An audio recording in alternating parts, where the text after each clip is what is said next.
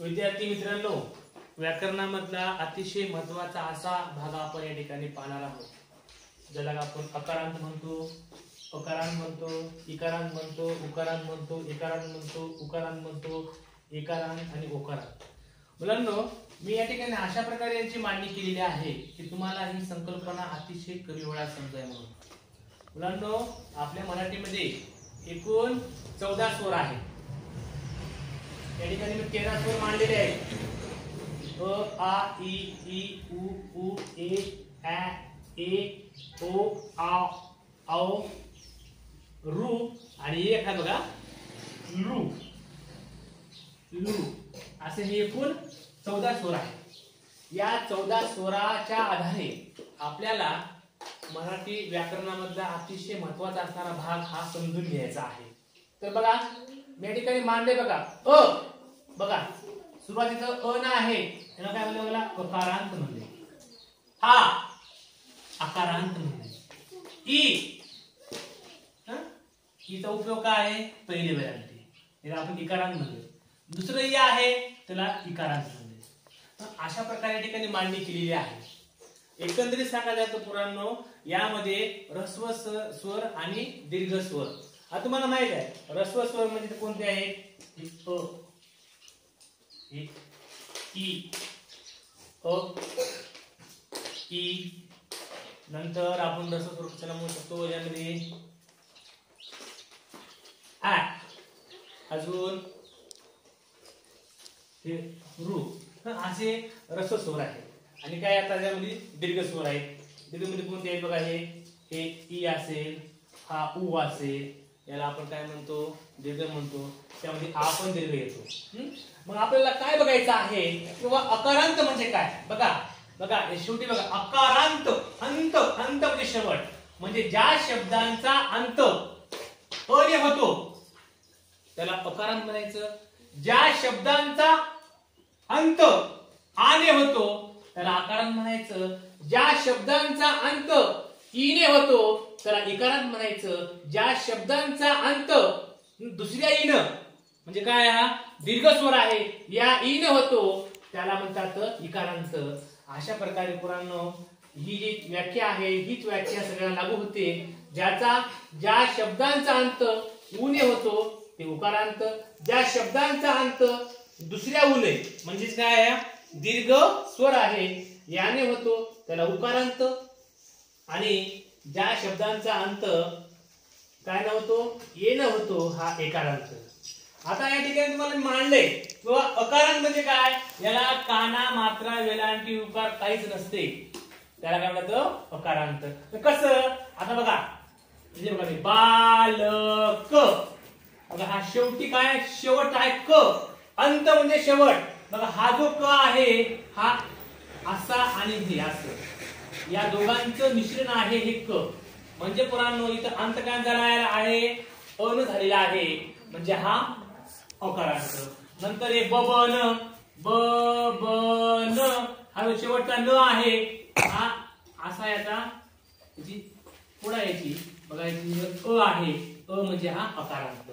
अशा प्रकारे आपल्याला समजून जाईल की ज्या शब्दांचा अंत हा अ ने झालाय तो अकारांत. उदाहरणार्थ बालक आहे, बबन आहे, अट आहे, कड आहे, असं तुम्ही भरपूर काही सांगू शकता. हे झालं मुलांनो, अकारांत झालं. आता पाहूया अकारांत म्हणजे काय.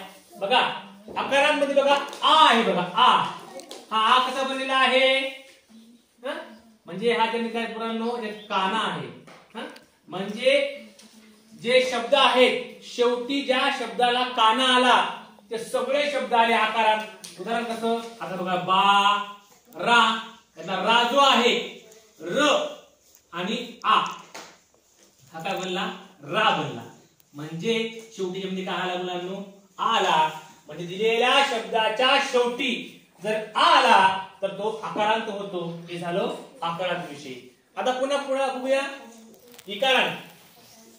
आता इकारांत बघा, इकारांत ज्या या इकारांत मध्ये जे अपवाद आहेत यामध्ये येतात. आपण याला सोडणार आहोत, हे बघणार आहोत आपण. जे दीर्घ आहे, दीर्घ स्वर आहे इकारांत मधलं, याच्याविषयी आपण माहिती बघूया. इकारांत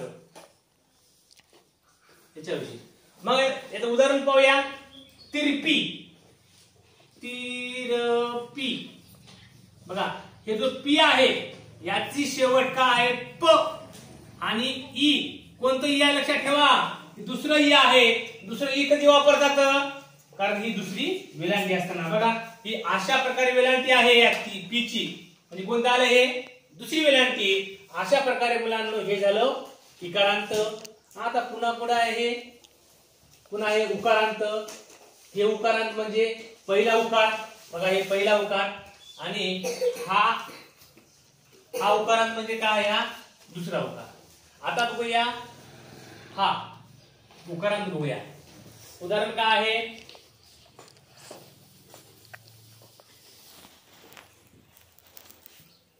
हळू.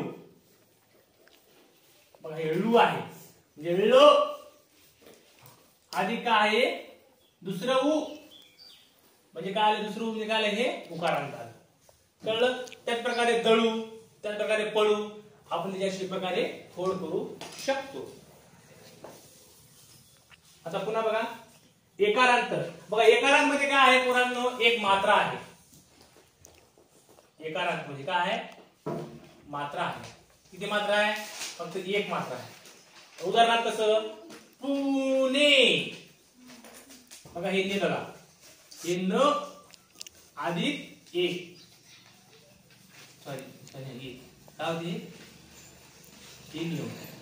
म्हणजे दिलेल्या शब्दाच्या शेवटी जर त्याचा जरा एक मात्रा असेल तर तो भाग येणार एकारांमध्ये. त्याचे उदाहरणार्थ येथे, पुणे, आहे, आरे, कारे, भरे, मरे हे सगळे शब्द काय होणार पोरांनो एकारांमध्ये येणार. त्यानंतर हे एकारांत म्हणजे डबल मात्रा, छोटी डबल मात्रा येणार आहे. आता हे ओकारांत असेल, या ओकारांमध्ये मुलांनो काय असते बघा ओ. हा ओ कसा बनलेला आहे यावर त्याची व्याख्या अवलंबून आहे.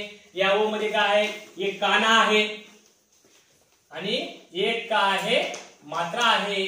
म्हणजे ओकारांत शब्द एक काना आणि एक मात्रा मिळून काय करतात ओकारांत होतात.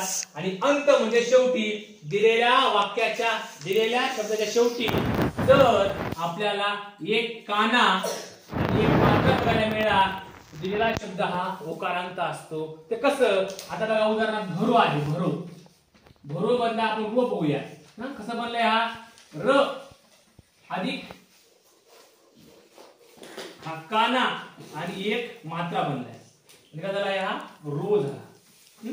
अशा प्रकारे पोरांनो आपण अतिशय कमी वेळामध्ये अकारांत, आकारांत, इकारांत, इकारांत, उकारांत, उकारांत, एकारांत, एकारांत, ओकारांत, ऋकारांत असे बरेचसे काही आपल्याला या ठिकाणी भाग बघायला मिळतात. आपल्या अभ्यासक्रमामध्ये मुलांनो अकारांत, आकारांत, इकारांत, उकारांत, एकारांत आणि ओकारांत एवढेच आपल्याला या ठिकाणी अभ्यासाला आहेत. म्हणून आपण याविषयी माहिती बघितलेली आहे. अतिशय सोप्या पद्धतीने सांगतोय मी. हे जे 14 स्वर आहेत, 14 स्वर लिहायचं.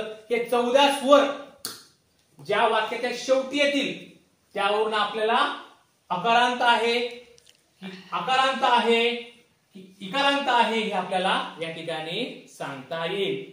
एवढा चार्ट लक्षात ठेवा. ज्याला हा चार्ट समजला माझ्या माहिती स्वर त्याला अकारांत म्हणा, आकारांत म्हणा, इकारांत म्हणा, यामध्ये कुठलीच अडचण येणार नाही. आता याविषयी अधिकची माहिती आपण पुढील व्हिडिओमध्ये पाहूया.